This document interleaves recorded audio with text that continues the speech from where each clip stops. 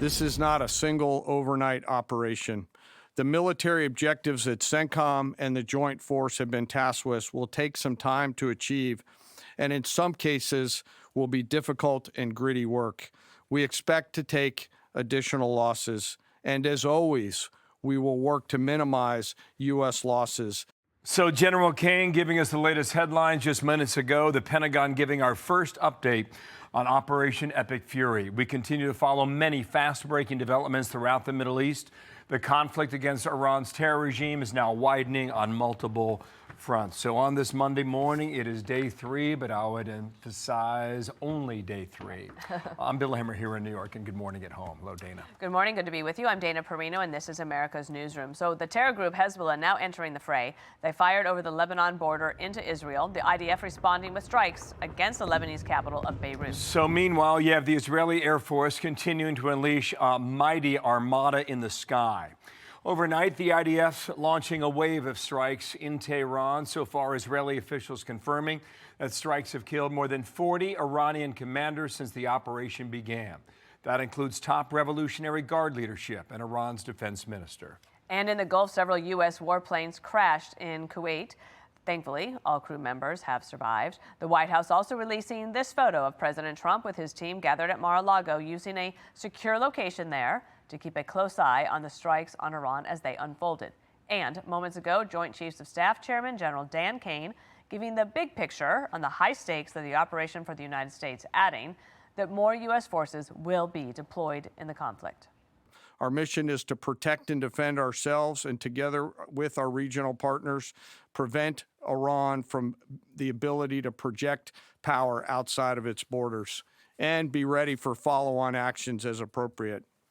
Across every domain, land, air, sea, cyber, the U.S. Joint Force delivered synchronized and layered effects designed to disrupt, degrade, deny, and destroy Iran's ability to conduct and sustain combat operations. This deployment included thousands of service members from all branches, hundreds of advanced 4th and 5th generation fighters, dozens of refueling tankers, the Lincoln and Ford Carrier Strike Group and their embarked air wings, sustained flow of munitions, fuel, supplies, all supported with command and control, intelligence, surveillance, and reconnaissance network.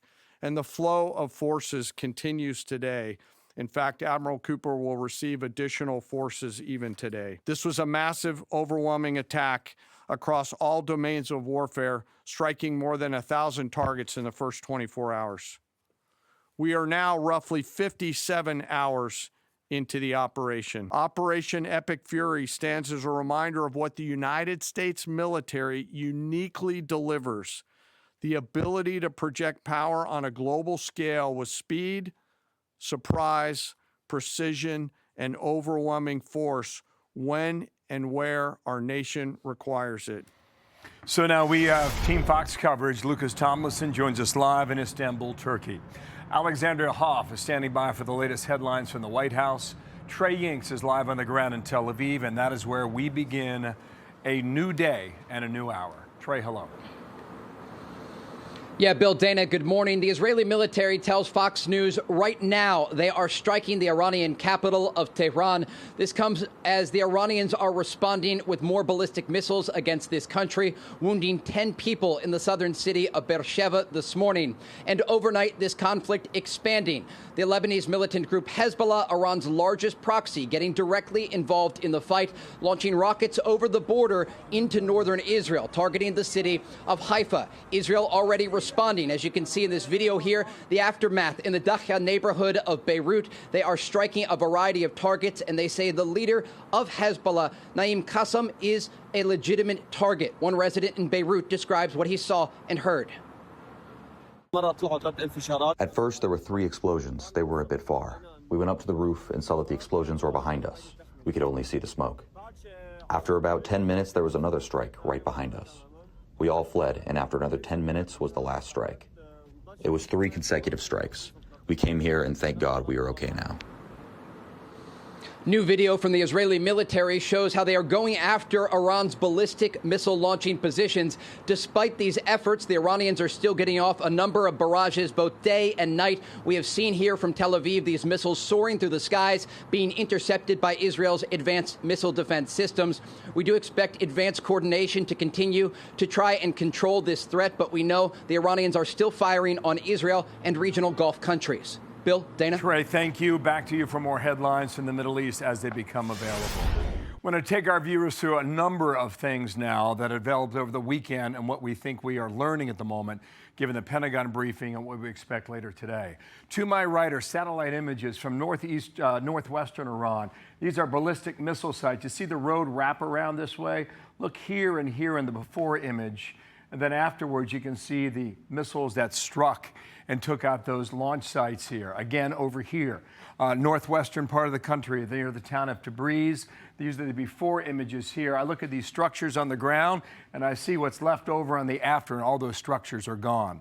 What about leadership? What happens in Iran? Who takes control? Who was elected? Who takes power? This is what we understand right now. We've been told through the White House that 48 leading leaders in Iran have been eliminated. On our image behind us, we have 9 of those, but they are significant. Head of the Military Bureau, head of intelligence, chief of staff of the armed forces, the IRGC commander, the head of Security Council, the Iranian Council there, defense minister in Iran, and of course the Ayatollah, the supreme leader of Iran. Only 2 leaders have ever existed in the history of the Islamic Republic of Iran. This was the second after 37 years. He has now been eliminated. Over here, the reported U.S. and Israeli strikes in Iran.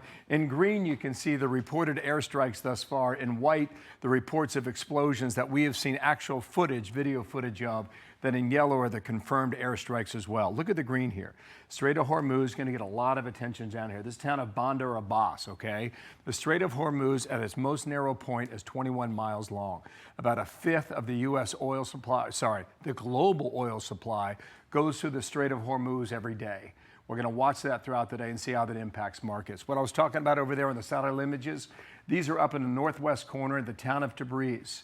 On Saturday, if you were watching our coverage here, if you were to fly from Tehran to Israel, it's about 1,200 miles, and the Iranians clearly have the capacity, the missile capacity, to reach Israel. They also easily have the capacity to reach some of the Gulf nations down here, which I'll show you momentarily.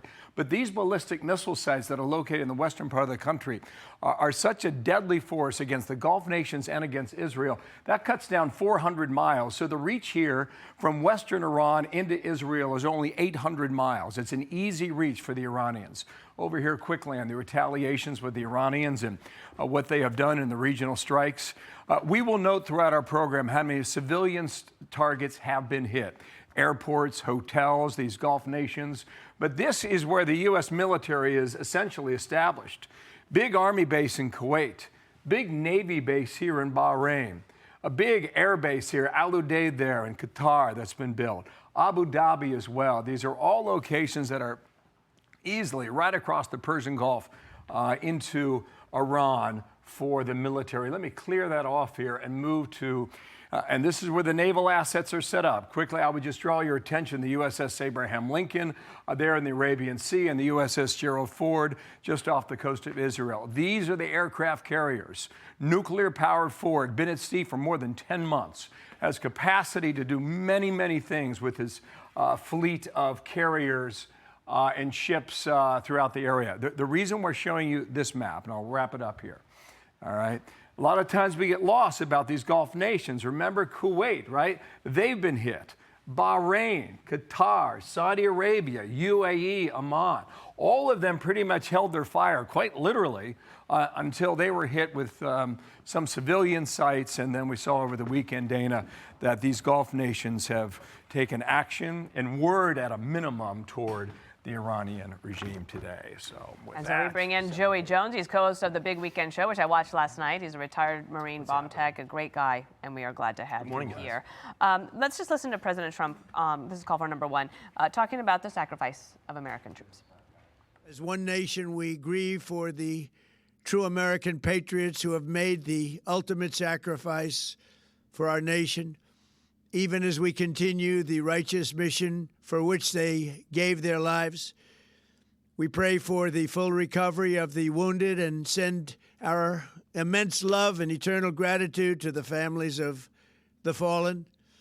And sadly, there will likely be more before it ends. And Joey, appropriate tone, right? So just let people know that we're in the middle of this. We just said day 3. General Kane just said 57th hour. Yeah. So we have a long way to go. But so far, in the success of the mission looks like, as it's set out, to be pretty good. Yeah, I mean, any loss of life is a tragedy. I pointed that out last night, and I reiterate that tonight or today. That now we're up to 4. 4 is a small number, but for everyone that loves those 4 individuals, Yeah. It's a huge number. It's a gulf that they can't fill. And I think it's important we always reiterate that, and I'm sure the administration understands that too. If you take a 30,000-foot view on this might be the most impressive military operation in our lifetime. And that's easy. Those are big words. That's easy to say. But when you start a press briefing saying that Space and Cyber Command was the first to act, Yeah. and then you look at all the groundwork laid from the entirety of President Trump's tenure, from Abraham Accords. I mean, honestly, right now we're looking at this saying that Midnight Hammer and Maduro were dress rehearsals for this operation. I mean, you talk about working the kinks out. That's how you work the kinks out for an operation like this. It's incredibly impressive. What I'm gleaning, and this is gleaning, this is not, no intelligence, just watching, no conversations, just watching what's being said. I think they do probably anticipate having strategic groups on the ground, whether it be special forces. I think we hit a place where, one, we're having to find these missile silos where they're hidden, and 2, perhaps it has to do with whatever government comes in. I think the thing that we have to look for and be critical of if it happens is, I don't want 100 or 1,000 troops sitting on a base waiting to be struck by a concrete mixer full of IEDs. And that's the type of thing we saw in Iraq that we as American people don't want to see ever again. And I don't think this is an administration that would let that happen. Wow, great stuff, Joey. Thank you for that. Just watching a live picture from Beirut, well into the 4 o'clock afternoon hour there. And Hezbollah reached out last night firing missiles in the northern Israel, and the IDF has responded appropriately. General David Petraeus on the consequences of going after these Gulf nations that we just showed on the map there. Here he is. I think a really foolish move by the Iranians was to hit the Arab countries in the Gulf who really had wanted to stay out of this, but now are in it because of strikes against civilian targets in their countries, the Gulf states. And now their aircraft are already flying as part of the overall defensive effort, and we'll see if there is a decision about us using their bases again, which they had initially denied because they had wanted to stay on the sidelines. So the observation there is pretty obvious. Iran had few friends before. Yeah. It has fewer as of today. Yeah, I mean, its 2 biggest friends are Russia and China. China has no interest in this, and Russia's pretty preoccupied. Perhaps the 2 biggest concerns they have is someone isn't going to buy their weapons anymore, and they don't have someone to produce their drones. To wake up the other morning and see there are really 2 things that people worried about in the last 20 years. Will Iran retaliate on Israel? That was a concern. And what do the other Gulf nations say or think if we go after Iran? Do they say, well, we could be next if they don't like us tomorrow? Both of those questions were no longer a question the morning we woke up and this strike had started. First of all, Israel was a part of it. They wanted this fight. And second of all, these Gulf nations sit there and go, you just launched at us, not at U.S. military bases, but at hotels in our cities. That changed the entire table, the entire game. We're all living in the moment, day to day, in the last 3 days. But I wonder, as you look ahead to the rest of this day, what are you looking for? Like, what do you pay attention to that somebody like us wouldn't necessarily have on our radar? The naval assets. So we're really concerned about mines in the Strait of Hormuz, and that's the next really viable option that the Iranians have. I don't know they'll do it because it'll make China like really a landmine, but just in the water? To an extent, yes. They can. The underwater mines are where we're really, to not put too much out there. All you hear about drones, we're doing that underwater too. Gotcha. That's a big concern all the way to the west coast of the United States. We have a lot of assets we've never employed that are countermine, and I think we've got a good set of eyes. That must be fascinating for you. It is very fascinating. Right, you understand the technology better than we do. Technology is this war, and that's perhaps for the first time. Well, thanks for being here. We appreciate Great it, stuff. Joey. Thank you, Joey. Thank you both. I'm Steve Doocy. I'm Brian Kilmeade. And I'm Ainsley Earhart. And click here to subscribe to the Fox News YouTube page to catch our hottest interviews and most compelling analysis.